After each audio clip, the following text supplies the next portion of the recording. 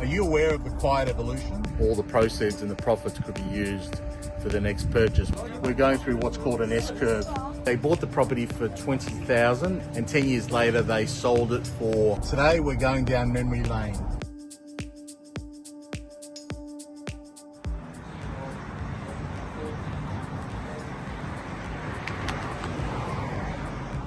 When was I first exposed to real estate?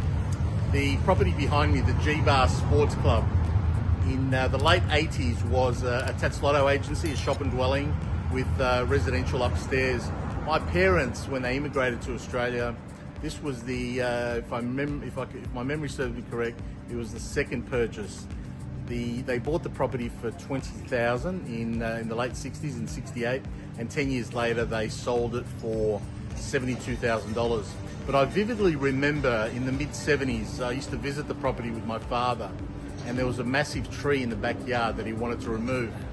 And we spent many weeks talking to council and also talking to friends about how to remove this massive tree that was causing problems the roots were causing problems to the building. So this is one of my earliest memories around some of the pitfalls in buying real estate.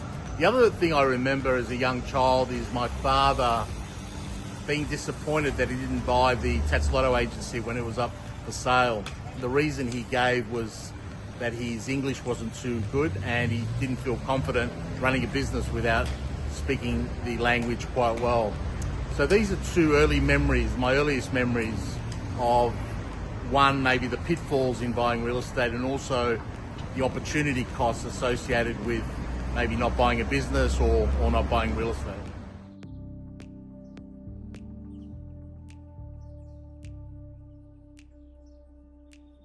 What's my earliest memory of residential property in Melbourne? Well, it's the house behind me. Amos Street, Carlton. This was the first property that my parents purchased. They bought it in 1964 for about $12,000 and they sold it a couple of years later, and they used those proceeds to buy a property in Swan Street, Richmond. The beauty, of course, at the time there was no capital gains tax, so all the proceeds and the profits could be used for the next purchase. But the interesting thing about this one, I learnt about this particular property when I was about 8 years old. My parents bought it, sold it within 2 years to a family member. But at the time, the immigrants that came to the country couldn't borrow money from the bank, so the fund proceeds were from a solicitor. So there was a small deposit paid and the balance of the proceeds came from the solicitor. And those proceeds were paid back when the property was sold. But this is my earliest memory, Carlton. It's also the reason why I barracked for the Blues, and I'm an avid supporter of the Carlton Football Club. The house you see behind me is fully renovated now, so it looks like a beautiful double-fronted Victorian. But at the time, it didn't have a lot of the heritage features weren't there, and also the house was fairly run down. What allowed my parents to both buy and be able to pay the mortgage, the solicitor mortgage, was they rented out. There were 4 rooms. They lived in one, and they rented out the other 3 rooms. They mentioned to me that there was a hot water service that was coin operated, so the tenants would actually put coins in the hot water service and that would operate the, I found that quite interesting. So effectively what happened, whilst it wasn't on vendor terms, it was a solicitor loan and the mortgage was paid through multi-tenancy, having 3 tenants in the one property. 4 bedrooms, 3 tenants in the one property. That's how things were done back in the old days.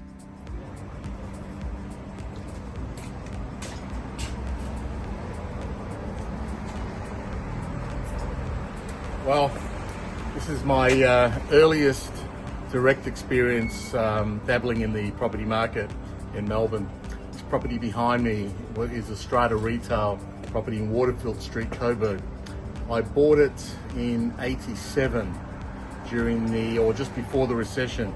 I remember paying around $315,000 for it. The rent at the time, the passing rent, was around $43,000, which I thought was magnificent. The interest rates, however, were pretty high at the time. I bought the property with a small deposit. I borrowed money from family members, and the balance of the proceeds were from the CBA, Commonwealth Bank at the time. Within 6 months, this property had halved in value to about $150,000. The tenant was lost. You'd be interested to know that I finally sold it around 33 years later. I think it was in 2016 I sold it for, I think at the time it was around 630 grand. So I doubled my money in 33 years time. At the time, it wasn't really great news. The property had halved, so what I had was what we call negative equity, where the value of the property is actually less than the loan proceeds. And this, for an 18-year-old, was quite a big blow, quite a big shock to the system. So it could have gone two ways. I could have just shriveled up and said, look, I'm not buying real estate again, or I could have actually educated myself, and that's exactly what I did. I got stuck into education, read every book I could, listened to everyone I could, and I associated myself with people that were real estate investors. In fact, what really got me interested in real estate to begin with is I had an accountant friend who said to me that when he looked at wealthy people and he opened up their books, they typically had real estate or businesses. Yes, they had cash and gold and other things, but that's not how they became wealthy. So I was really, I was fairly ambitious, and I was really focused on building a retail portfolio and a residential or retail portfolio. And this was a really big body blow for a young kid. So hopefully that's encouragement for others to persist and to continue even when they have a significant setback.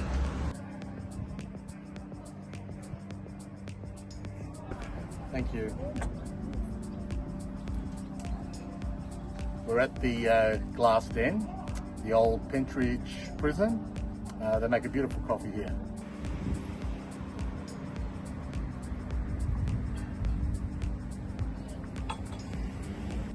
What is a buyer's advocate?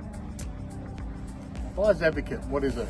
Look, if you asked me 10 years ago what a buyer's advocate was, I would have said to you, look, it's those guys that rock up to auction and that bid for properties for people and that help negotiate maybe the sale of properties. So it means different things to different people.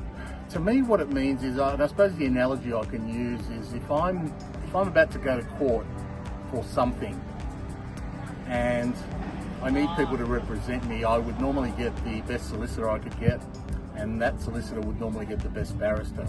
So the solicitor typically would prepare all the paperwork, they would look at all the client details, they get the story, they'd understand the client needs, and they do all the homework and all the running around and all the grunt work, if you like. But then the barrister would present that information at court. So, and you need a good barrister because the barrister is typically the person that would understand the law in such a way that they would need to present the facts in such a way to get a successful outcome. Well, in the same way, when people buy a property, what they need is someone to represent them from start to finish, to do all the groundwork, to understand the customer needs, and to be able to execute. How was I interested in doing buyers advocacy? Well, what I noticed in the 80s, I noticed that in America, approximately 70 or 80% of people that were getting loans in America were through the broker channel, not directly through banks. In Australia at the time, typically brokers only made up maybe 1 or 2% of the market, and most people went directly to the bank, including myself. And at the time I didn't quite understand what the idea was and why that was happening. And today though, when we look at the broker channel makes up more than 80% of loan origination in Australia. And I think what led to that was service, or the lack of service, and it was when people realised they could actually borrow money through a broker, and that broker could look after all their needs, and they didn't have to do all the running around and deal with different banks, etc. That service, or the lack of service at the time, led to this massive explosion in the use of brokers, and I think you can see with the closing of banks across Australia. What's happening, I think, is today I feel that there's a revolution happening, a quiet revolution around buyers advocacy in America at the moment. Depending on which state we're talking about, there's a high percentage of purchases that are done through Buyers Advocacy. In some states it's greater than 80%. In Australia, historically, we've used Buyers Advocates typically to bid at auctions. I know there's been an increase in their use in the last few years, but I think we're going through what's called an S-curve. Like mobile phones, they had a slow take-up and then they went through an exponential phase. Same thing with computers, same thing with electric vehicles, the same thing with flat screen TVs. I think what we're experiencing at the moment is an increase in the use of Buyers Advocacy, but it's a slow take-up. The issue, of course, is putting aside Buyers Advocacy is what does a Buyers Advocate do? What should they be doing, and what qualifications should a Buyers Advocate have? What type of experience should they have? And herein lies the issue at the moment. I think typically the market, there's some regulation, but overall the market appears to be sort of quasi-regulated. There are a lot of quasi-Buyers Advocates in the market with little or no experience. I'm not sure what their academic qualifications are. For example, I'm a licensed agent. I'm a former certified practicing valuer. I've got a postgrad in applied finance. I've got a degree in business, in property. And not only that, but I've also walked the walk.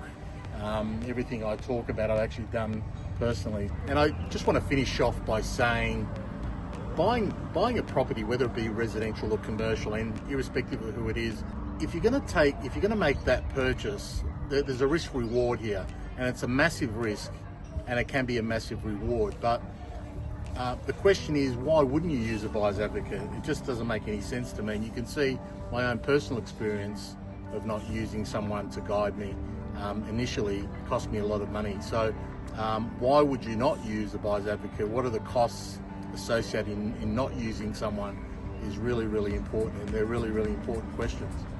Thanks for watching. Don't forget to like, comment and subscribe, and don't forget to hit the bell to get more notifications of new videos coming through.